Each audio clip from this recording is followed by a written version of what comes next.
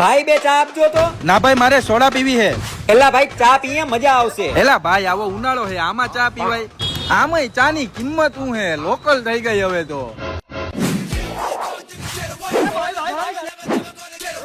ચા થોડીક મોરી હોય કે મીઠી હોય તો એના ઉપરથી ઝઘડો થઈ જાય અને પાછી એ જ ચાથી એ ઝઘડાનું સમાધાન થઈ જાય. કોઈ પણ મીટિંગ ફંક્શન પ્રસંગ હોય તો એમાં સૌથી મોખરે પેલા ચાનું સ્થાન હોય છે. કોઈને આવકારો આપવો હોય તો સૌથી પેલા ચાનું નામ લેવાય છે. ઘરે મહેમાન આવે તો ચા બનાવે. કોઈ પણ સગાવાલાને અંદરો અંદર મનદુખ થયું હોય તો એ મનદુખ દૂર કરવા માટે પણ ચાનો ઉપયોગ થાય છે. કોઈ પણ મહેફિલ સુની સુની લાગતી હોય એમાં ચા આવી જાય ને તો મહેફિલનો રંગ જામી જાય છે. સવારે ઉઠો તો ચા, માથું દુખે તો ચા, મોડી રાત સુધી જાગવું હોય તો ચા. ચા વેચી વેચીને માણસ કરોડપતિ બને છે. ચા વેચી વેચીને માણસ પ્રાઇમ મિનિસ્ટર બને છે. અને તું મને પૂછે છે કે ચાની કિંમત શું છે? અરે સવારના પોરમાં તાજા દૂધની આદુ, સૂંઠ, ગોળ અને તુલસીના પાન નાખીને ચા બનાવી હોય અને એને રકાબીમાં નાખી અને મંદ મંદ ફૂંક મારી અને જેને ચાનો હબડકો લીધો હોય, આહા શું વાત કરું, આખા શરીરમાંથી આળસ નીકળી જાય અને કંઈક અલગ જ લેવલની એનર્જી આવી જાય. અને તું મને પૂછે છે કે ચાની કિંમત શું છે? ગુજરાતમાં ચા એનર્જી ડ્રિંક તરીકે લેવામાં આવે છે. અમીરથી લઈને ગરીબ બધા જ ચાને એફોર્ડ કરી શકે છે. અને સૌથી મોટી વાત, ઋતુ પ્રમાણે સીઝન બદલે, ફ્રૂટ બદલે, પણ શિયાળો હોય, ધગધગતો ઉનાળો હોય કે ચોમાસું હોય, પણ ચા તો મારી બારે માસ હો. સવાર બપોર સાંજ, દિવસ હોય કે રાત, દિલમાં છે જેનું નામ, પીતા પછી લોકો કે વાહ, એ છે મારી રાણી ચા.